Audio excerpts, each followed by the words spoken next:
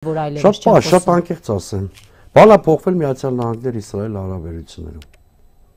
Դրա հետևանքով այն սցենարը, որին սպասում էին Բաքվում, այս պահին չի աշխատում։ Դա մեզանից դուրս հանգամանք է, հիմա ես մի երկու նախադասությամբ փորձեմ ավելի հանգամանալից այս խնդրին անդրադառնալ։ Տեսեք, Թրամփի Սպիտակ տուն վերադառնալուց հետո Իսրայելը շատ հետևողականորեն աշխատում էր Ադրբեջան,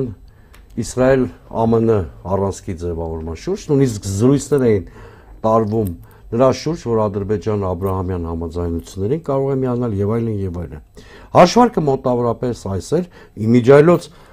Իսրայել պետությունը չի դադարել այդ հաշվարկի ջատագովը լինելուց, այդ սցենարի։ Իսրայելի հաշվարկը այն էր, որ հնարավոր է մերձարևելյան մեծ պատերազմի իրանում, որտեղ հակամարտության հիմնական կողմերը կլինեն Միացյալ Նահանգներն ու Իրանի Իսլամական Հանրապետությունը, եւ այդ խճանկարում շատ մեծ դեր էր վերապահված Ադրբեջանին, որը երկու առումով կարող էր Իրանի դեմ կամպանիայում շատ արժեքավոր գործընկեր լինել Իսրայելի եւ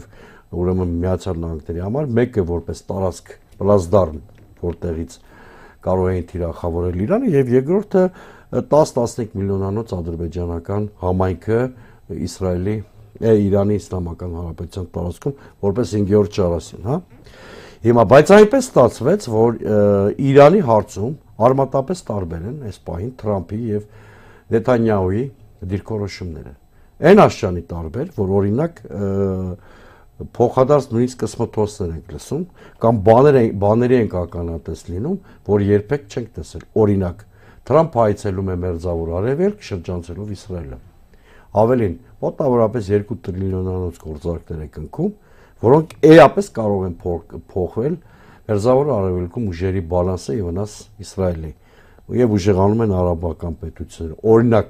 Միացյալ Նահանգները միակողմանի առանց Իսրայելի կառավարությանը նույնիսկ տեղյակ պահելու Եմենի հութիների եւ Համասի հետ սեպարատ գործարքների է գնում։ Օրինակ, եւ թե Նեթանյահուն խոսում է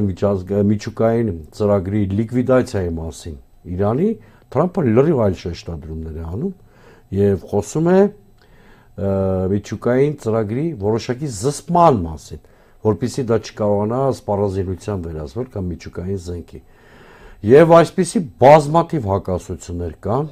այս պահին Իսրայելի եւ Միացյալ Նահանգների միջեւ, ինչը հետ է պահում Ադրբեջանի ռազմական ճանապարհով։ Ինչը